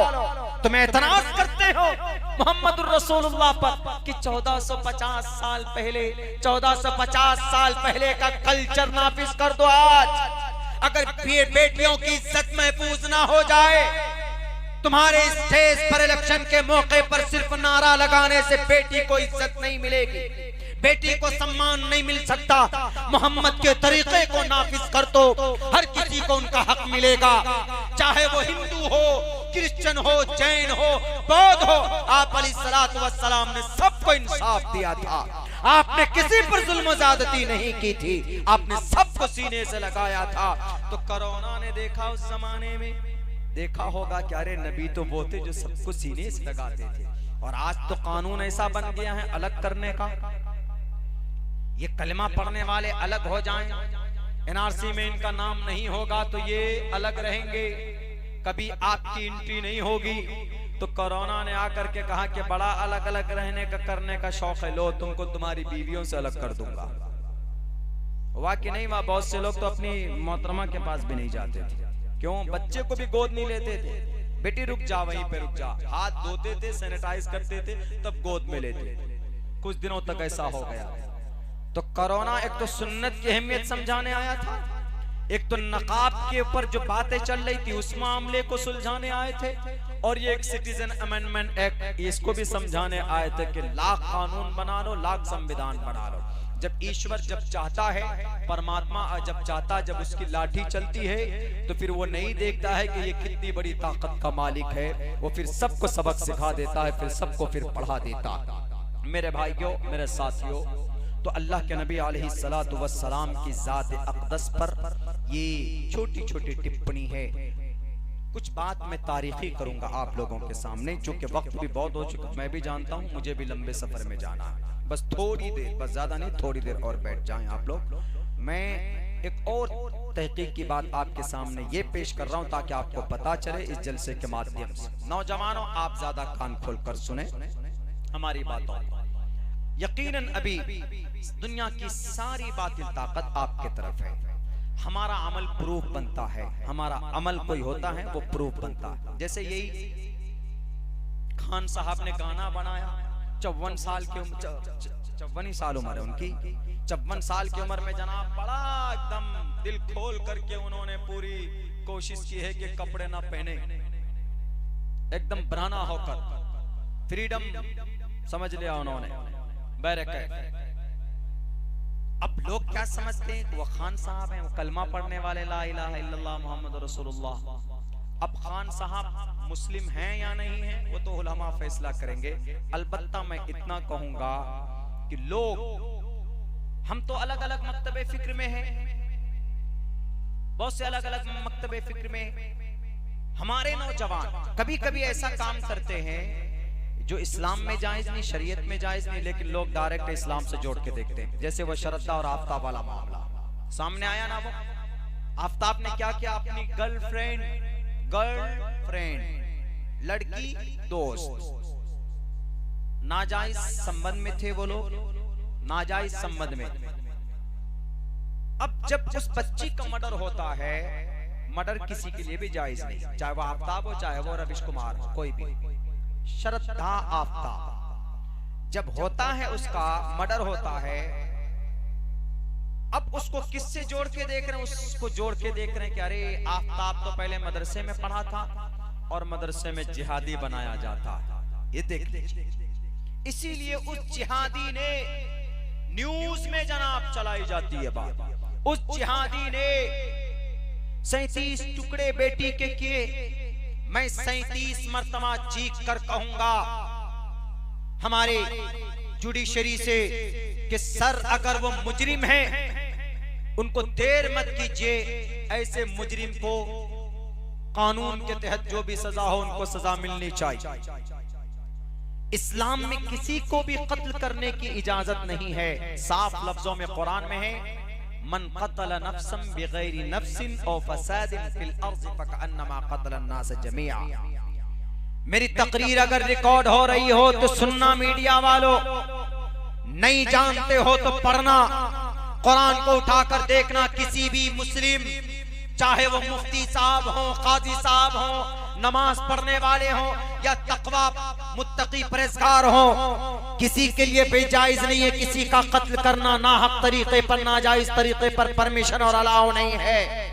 अगर आपके दिमाग में किसी ने फूसा भर दिया है, अगर आपके दिमाग में किसी ने गोबर डाल दिया है, चैनल के माध्यम से, टीवी के माध्यम से, तो उस गोबर को दिमाग से निकालो, उस भूसे को जलाओ, भस्म करो, अपने दिमाग को पाक और पवित्र करो। पढ़ो कुरान की आयत, मन क़तल नफ्सन बिगैरि नफ्सिन औ फसादिन फिल अर्ज़ि फकअन्नमा क़तल अन्नास जमीआ। एक इंसान का कत्ल करना, एक व्यक्ति को मारना, मर्डर करना, गोया पूरी दुनिया के अंदर से, पूरी दुनिया के इंसानियत का वो कातिल है। कोई ऐसा पैगाम किसी किताब में? हमारे कुरान में है। और कुरान पढ़कर कोई जिहादी नहीं बनता है। आफताब ने ये गलती की, उसका पर्सनल मामला हो सकता है। और सुनो, जब आफताब ने कहा madam my name is Aftab, मैं Aftab, we want to be a friend, हम दोनों फ्रेंड बन सकते हैं।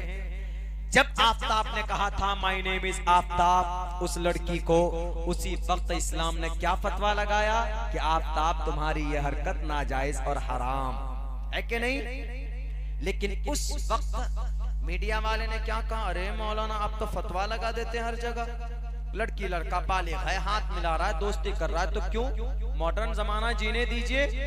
आप उस वक्त को जायज कह रहे थे और इस्लाम क्या कह रहा था कि नहीं, इसका रिजल्ट बड़ा खराब आने वाला है। इस्लाम तभी वार करना था। आगे गया, 10 दिन के बाद डेट चालू हो गई उनकी, डेटिंग जनाब, बड़े खूबसूरत नाम दे दिए गए। डेटिंग नहीं, वो चैटिंग थी, चैटिंग शुरू हो गई। डेटिंग का मतलब किसी लड़की को दोस्त बनाकर उसको कॉफी पिलाने ले जाना, घुमाने ले जाना, शिमला जाना, कहीं जाना, उसी को घुमाने को डेट बोलते। मैं डेट कर रहा हूँ फला को, वाह कितना अच्छा लगता सुनने में। लेकिन इस्लाम में है ये जायज? बिल्कुल जायज नहीं, बिना निकाह। इस्लाम ने क्या कहा कि तुम्हारा डेट अलाउ नहीं है। इस्लाम तभी से मना कर रहा है।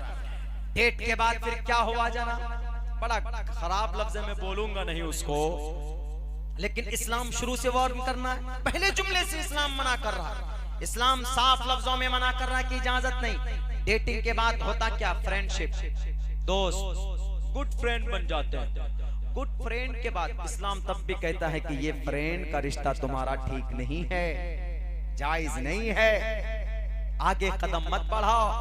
समाज के नौजवानों, बड़ा मजा आता है आपको नए नए नंबर से किसी समाज की बेटी को परेशान करते हुए मैसेज कर देते हो, hello how are you madam.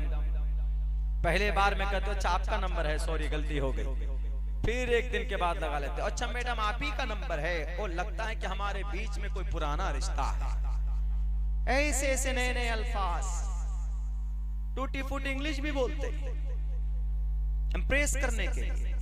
अब समाज की बहू बेटियां कभी कभी ऐसी होती हैं, बहुत सीधे समझदार, उसके बाद तो जनाब वादे, तुम कहो तो मैं आज ही चांद से आगे जाकर तारे तोड़ कर लाऊं। ऐसे ऐसे जुमलेबाजी इस्लाम में अलाउ है? उलमा बैठे बिल्कुल नहीं। कोई दोस्त उसका कहते भाई ये बिल्कुल तुम गलत कर रहे हो। क्या बोलता है वो, मौलाना दिल से मोहब्बत है, हकीकी मोहब्बत है, ऐसे बोलते हैं। पागल, वो हकीकी मोहब्बत नहीं, वो अट्रैक्शन है, सिर्फ अट्रैक्शन। हकीकी मोहब्बत सिर्फ अल्लाह से हो सकती है आपको, बस और कुछ नहीं।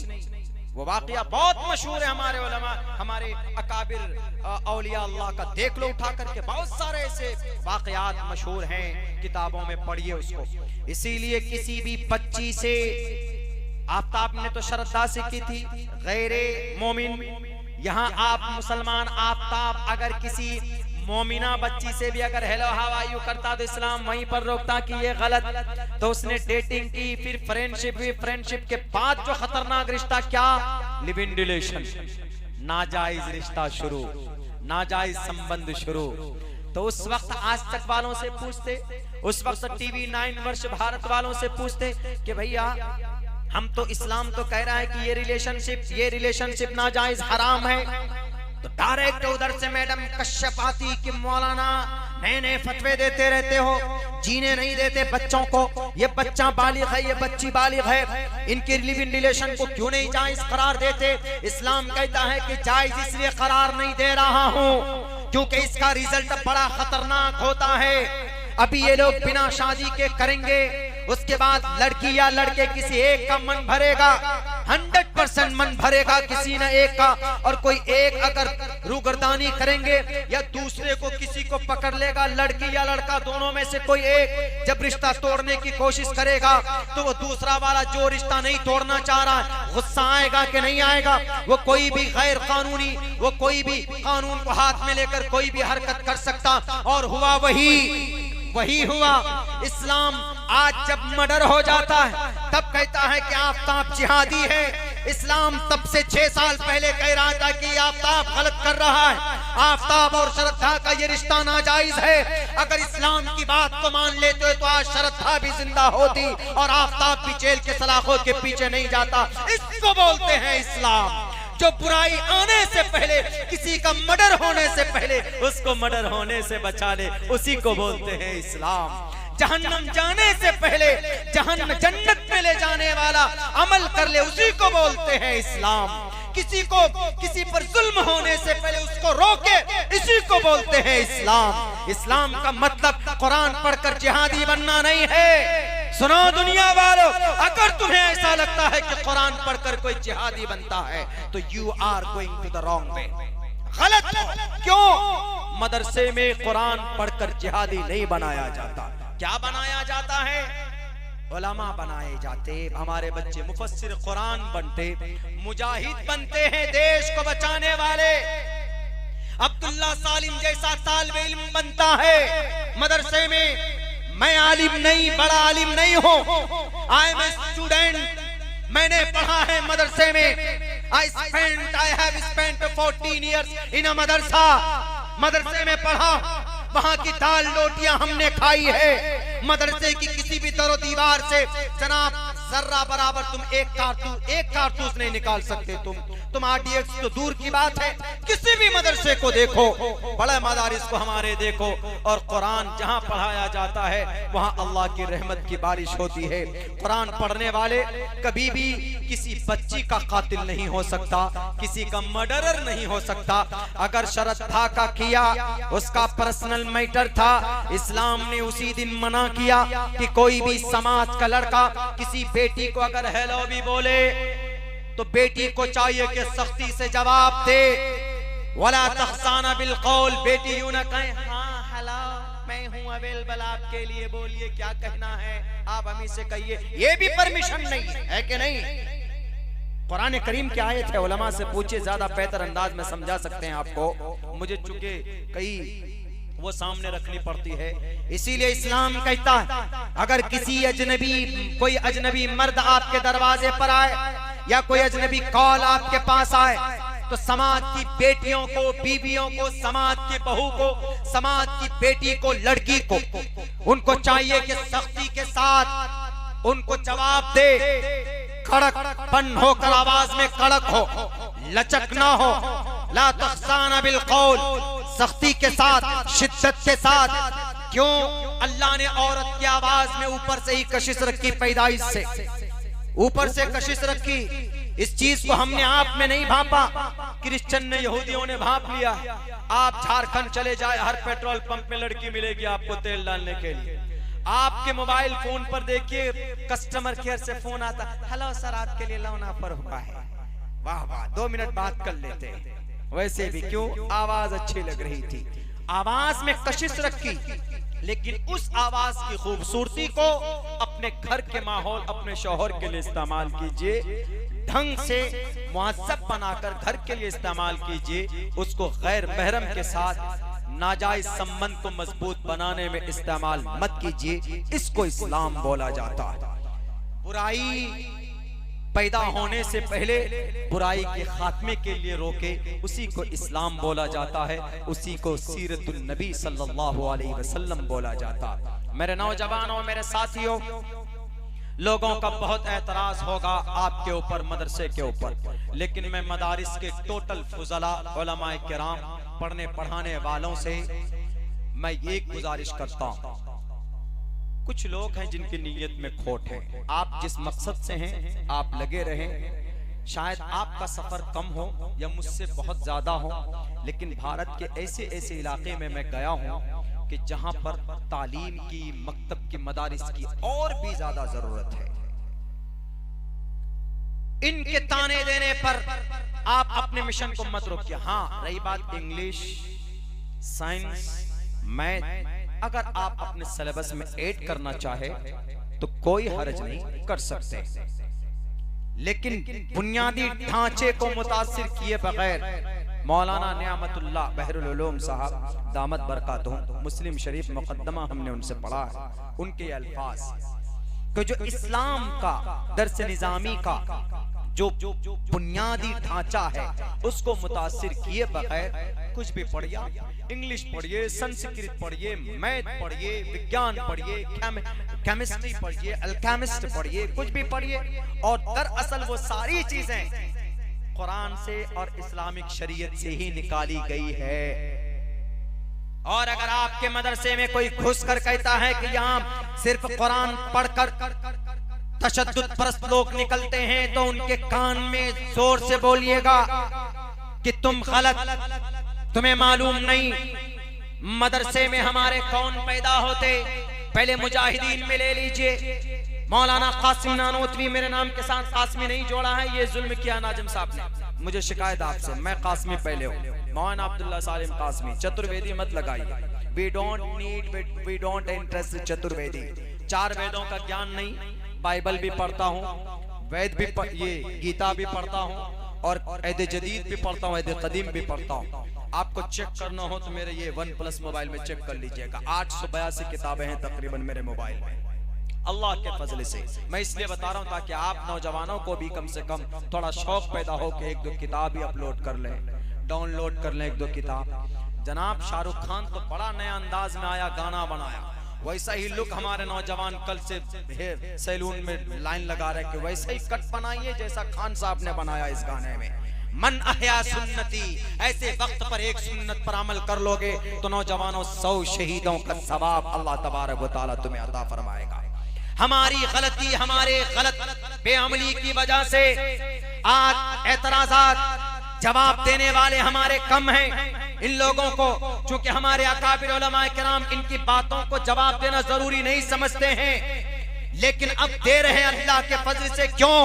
अब उनके आरोप और उनके एतराज़ात हद से ज्यादा बढ़ चुके। 2 कदम आगे बढ़कर मैं आपको बताता हूँ, अगर किसी को एतराज हो कि मदरसे में पढ़कर, कुरान पढ़कर कोई जिहादी बनता, मैं कहूंगा कि मदरसे से पढ़कर अबुल कासिर अम्मार मूसली बनता है, जो दुनिया का सबसे पहला आई सर्जन है, मदरसे का पढ़ा हुआ है। अगर दुनिया के अंदर तुमको लगता है कि मदरसे में पढ़कर कोई आतंकवाद बनता है, तो एक नाम पेश कर दो कि मदरसे से पढ़कर, हाफिज बनकर, कुरान करीम को पढ़कर, या मुफस्सिर बनकर, या काजी बनकर, या मुफ्ती बनकर उसने हाथ में तलवार उठाई हो, या जिहाद किया हो, भारत के अंदर किसी गैर मुस्लिम के सर को काटा हो, किसी हिंदू भाई की तरो दीवार को तोड़ने की कोशिश की हो। कयामत की सुबह आना आसान है, लेकिन आप नहीं पेश कर सकते, क्योंकि कुरान में ये तबलीग और ये तालीम नहीं दी गई है। इस्लाम इसकी इजाजत नहीं देता है। इस्लाम धर्म को फैलाने के लिए भी इसकी इजाजत और परमिशन नहीं है। साफ साफ लफ्जों में मना किया गया, ला इकराहा फिद्दीन, दीन को कबूल करवाने में कोई जोर जबरदस्ती नहीं होनी चाहिए। खूबसूरती खूबसूरती इस्लाम को देखकर, इस्लाम की खूबसूरती को देखकर लोग इस्लाम को कबूल करते हैं और फिर अपनी जिंदगी बनाते और संवारते। अगर तुम्हें लगता है कि कुरान पढ़कर कोई जिहादी बनता तो उठाओ दुनिया के अंदर सबसे बड़ा डॉक्टर, जिसको डॉक्टर का इमाम माना गया, आज अगर किसी को अवार्ड दिया जाता है तो बोलते हैं कि ये बड़ा इतनी है कि अवार्ड दिया गया। लेकिन 1923 में अवार्ड का उस वक्त निजाम नहीं था, लेकिन काम उस शख्स का इतना महान था कि दुनिया मजबूर हुई। वही यहूद और नसारा, वही यूरोप के लोग, वहां के बड़े बड़े डॉक्टर ने कहा कि इस आदमी का काम इतना बड़ा है कि दुनिया के अंदर सबसे बड़ा डॉक्टरों का इमाम इसको माना जाए। उस शख्स का नाम क्या था? उस शख्स का नाम अबू बकर मोहम्मद बिन जकरिया राजी था, जो मदरसे के दरो दीवार से पढ़कर निकला था। आज दवाइयां, आयुर्वेदिक दवाई इस्तेमाल करते, किन की बनाई हुई ये दवाई है जनाब? ये 1.5 आंख वाले बाबा जी हरिद्वार की? बिल्कुल नहीं, ये गलत बात है। बल्कि ये 500 किताबों की खोज और तहकीक करने वाला, उस पर किताब लिखने वाला एक ही महान व्यक्ति है, एक ही शख्स का नाम आता है, उसका नाम अबू मंसूर बगदादी है, जो कुरान करीम का तालिबे इल्म था। अबुल कासिम अज़्ज़हरावी, दुनिया के अंदर ऑपरेशन लॉन्च करने वाला, दुनिया का सबसे पहला अगर कोई सर्जन है तो उस शख्स का नाम अबुल कासिम अज़्ज़हरावी। आज भी इनका नाम यूरोप में अबुल कैस अल-बुकसीस के नाम से जाना जाता। अगर अब्दुल्ला झूठ बोलता है तो मेरी गिरबान पकड़िएगा, इंशाअल्लाह प्रूफ पेश करूंगा। इनको छोड़िए, MBBS MD डॉक्टर बनता है अल कानून किताब को पढ़कर। इस अल कानून किताब को लिखने वाला कौन? कोई जनाब आई सर्जन या कोई जनाब रिटायर ऑफिसर नहीं। इस किताब को लिखने वाला एक 11 साल का, 10 साल का हाफिज कुरान, जिसका नाम था उस जमाने में शेख हुसैन इब्न अली सीना, जो मदरसे से पढ़ करके निकला था।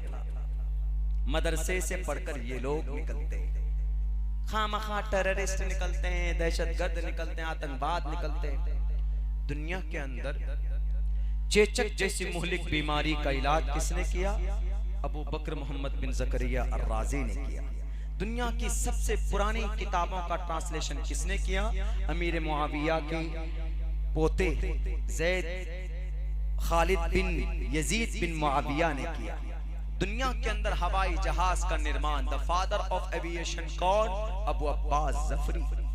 मुसलमान थे, कुरान पढ़ने वाले थे।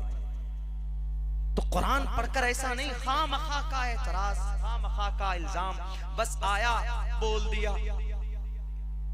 हमारे उलमा अगर इंग्लिश कम बोलते हैं, मदरसे में इंग्लिश का निजाम अब तो अल्हम्दुलिल्लाह है, लेकिन इंग्लिश कामयाबी की जमानत नहीं है। अल्लाह को अरबी लैंग्वेज पसंद है, जन्नतियों की जुबान अरबी जुबान होगी, और अल्लाह को अल्लाह की जुबान अरबी जुबान है। Therefore we like to talk in Arabic language. Otherwise we are able to talk in English language for the long time. बोल सकते हैं इंग्लिश में, कौन सी बड़ी बात है। हमारे बच्चे छोटे छोटे जो इंग्लिश मीडियम में पढ़ते हैं, 1 क्लास के बच्चे से पूछे हाउ आर यू ब्रदर, वो कहेगा I am fine, good, and you, आप कैसे बता देंगे। अभी आप अरबी बोलते हैं कायदा नहव सर्फ की रियायत करते हुए, ज़माइर का लिहाज रखते हुए, लेकिन इंग्लिश एक ऐसी जुबान है जितनी ग्रामर तोड़ करके बोलिए उतनी ये जुबान अच्छी लगती है।